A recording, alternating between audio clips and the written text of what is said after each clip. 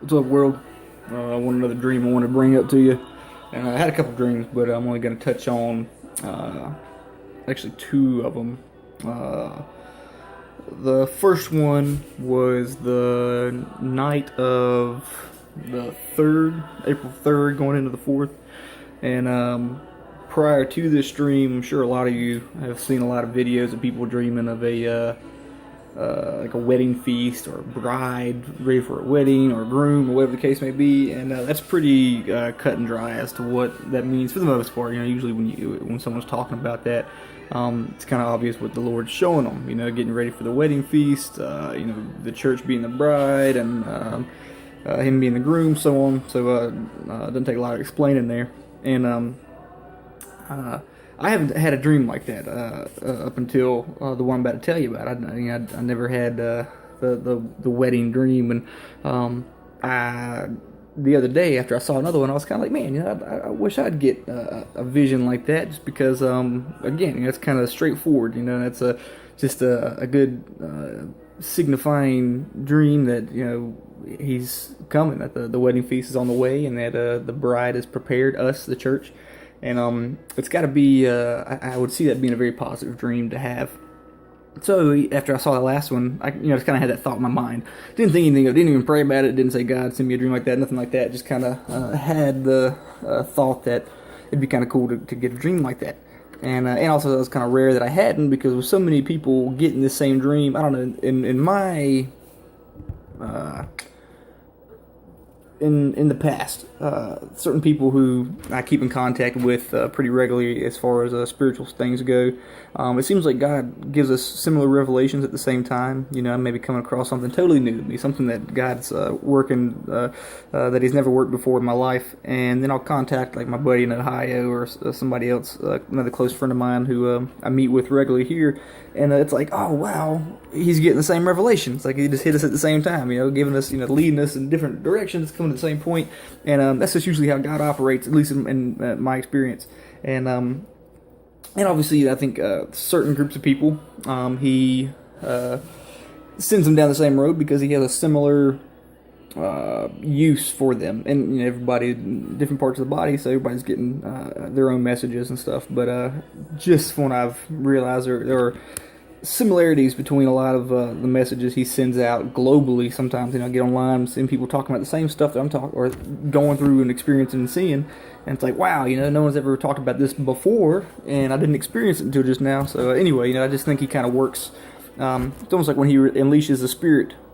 He tends to keep a lot of people on the same page. Not always, obviously, but in a lot of instances. So I'm seeing all these, anyway, all that to say, I'm seeing all these wedding dreams, and I'm just thinking like, man, that'd be kind of cool. I don't wonder why I haven't been experiencing that same dream. But and then, sure enough, after I just have that kind of that thought, that night I have a wedding dream, and I'm gonna get into it. I'm gonna try to break it down a little bit, but it starts off. I'm getting married, and I see this bride, and she is beautiful. She's a all white dress. We're driving out to this big field. It's kind of like the magic hour. The sky just looks beautiful, and everything was perfect. And we're on the way to. Actually, at first we're just going to go to rehearsal. We're on the way out there to rehearse, and as we're on the way, I'm driving kind of fast and kind of reckless, and I kind of like swerve off the road a little bit. And the bride is telling me like, slow down, let's get there.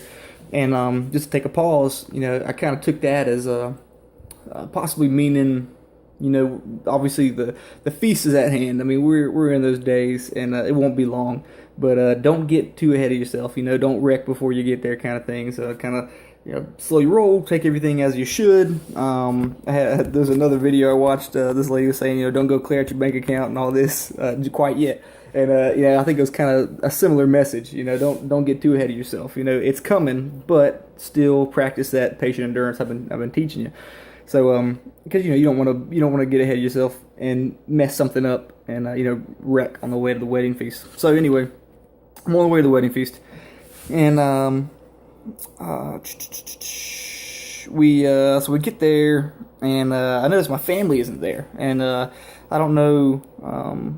I got ideas on what that could mean, but I've got anyway. We get there, and I try to sit up in front of the bride, and we're gonna rehearse. So I go stand where I think the rehearsal is gonna be, and then I look over, and she's standing over to the side. So I walk over to her, and I stand in front of her, and it's her and her father, and I go stand in front of them, and then once I stand in front of them, they move again, and they go stand a little farther down, and I'm like, what's going on, man? And then finally they place me like at the far end of the field on the left, and I walk up to a number 3 on the ground, and I stand there, and I realize like that's where they want me to be.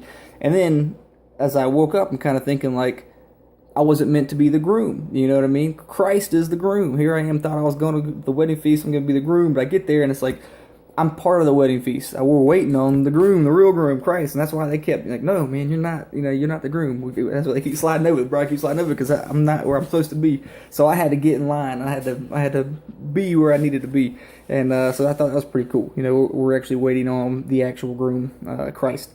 So anyway, I stand there, and then I hear that it is no longer, we're not going to do the rehearsal. We're going to do the feast. I mean, we're going to do the actual wedding. I mean, it's going down.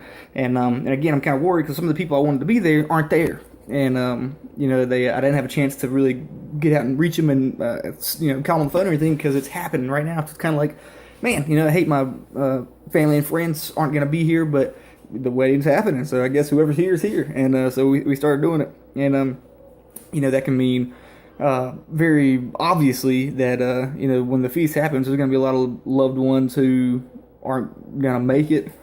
Sadly, I got a lot of friends and family who I talk to who I just can't seem to get through to, and so that may be what it was pointing to. And you know, maybe yes, there's a lot of duality to God and the things that He shows us, but just kind of at a glance, that's what makes the most sense. And then let's see what else. Oh, and another odd thing, the brother of the bride, when we were on the way, we were in the car, and she mentioned something about he carries a 9mm, and I remember saying, I was like, well, it's not much, it's not the strongest round, but it's better than anything. You know, if you're going to carry something, you know, it's better than carrying nothing. So, and I'm a CCW owner, and I'm, you know, pro Second Amendment. So, I do have that interjection sometimes in real life. People talk about, you know, what kind of handgun to get, and 9mm is a good handgun, cheap ammo. But if you want some good stopping power, you know, go with a 38 or something a little larger. But anyway, that's what I had in the dream, and what that means. You know, I had an idea of what I thought it meant, and then as the day went by, something kind of happened that changed my mind about it, and I can't find my notes now. I'm really bad at taking notes, but anyway, I don't know. It was kind of an idea of what I had was like whatever you have, you know, whatever God has given you, whatever weapons of the Spirit or whatnot that God's given you, even if it doesn't seem like much, you know what I mean? Use it. It's better than nothing. You know, if He gave you the, you know, some people, you know, you get the gift of prophecy, or they got the gift of healing, you know, and people can walk up to them on the street and you know, make them walk again and stuff like that, and you know, that's huge. You know, obviously that's a big deal. Then you got other people who just have like, you know, the gift of giving and thankfulness and kindness, and they may not see that as such an extraordinary gift, you know, but it is. It's a gift of the Spirit, and God gave it to you for a reason. So even if yours isn't as flashy and I don't know, doesn't feel like it has that big of an impact, you know, God gave you that gift, whatever it is, so He wants you to use it, and you know, don't feel like you don't have, and you know, and obviously, Paul says we should strive to have all the gifts, and I agree with that. I think you know, we have the Spirit of God in us, so we have the ability to tap into all these when He wants us to. And you know, I don't know. You know, I'm not gonna say you can just go outside and call down fire right now like Elijah, but given the circumstances you are in, God's gonna give you whatever it is you need, and He'll give you the ability to tap into whatever spiritual gift is needed at that present moment. Again, if you have the faith to back it up, which is huge. You gotta have faith. Faith can move mountains. Without faith, you know, you're gonna be try to go and move that mountain with your hands. You know what I mean?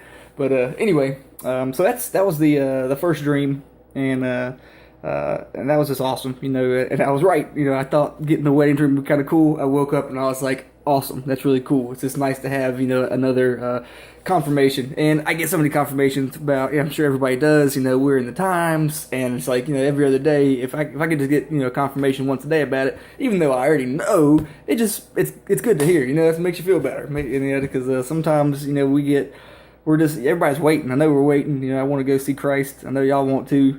We live in a fallen world, and once you get in these times, it's hard to focus on the world, you know what I mean? People saying you get too heavily minded, earthly good. Well, I get that way sometimes. I'll be honest, you know what I mean? I'm ready to go. I'm just waiting for God's plan to come out. So it's hard to concentrate on the smaller aspects of life, I guess, when you're waiting on the big event. Now that we're like here, it's like kids on Christmas Eve. It's like I can't go to sleep. You know what I mean? I don't care about what the movie on TV. I want to wake up and open my presents. And so that's kind of what I'm going through too. And so anyway, it's just another cool confirmation I got from him. And then this one, my vision I got the day before that, or actually earlier that day before that night, I guess. It was real quick, man. I don't remember what I was doing at the time, but I got this and it was real quick and it was really. I felt something was very significant about it, and I still haven't really been able to figure it out. But I had a feeling that this meant something. So maybe somebody out there is going to know what this is for. But I saw this huge eagle. I'm talking like, have you ever seen the Lord of the Rings movies? Those the big eagles that come and like scoop you up. I mean, they're big enough to like hold a person in their claw.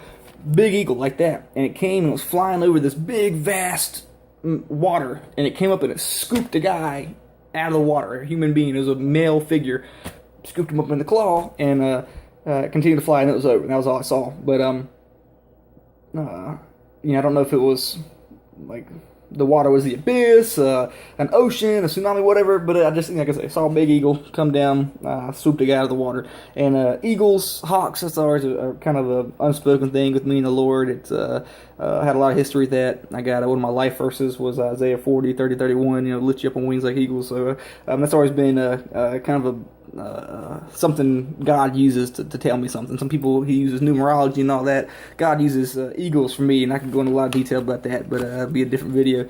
But anyway, that's what I got, man. Two pretty. I got a couple more dreams too, but again, I don't think they're for the masses. I think it was just some individual encouragement for me. But I love you guys. I hope some of these were encouraging to you. If you got any info on the eagle dream, please let me know. But I love y'all. I hope life's not bogging you down too much. Don't let the enemy get to you. Remember who's in control. He who is in you is stronger than he who is in the world. So love y'all. See y'all soon. Peace.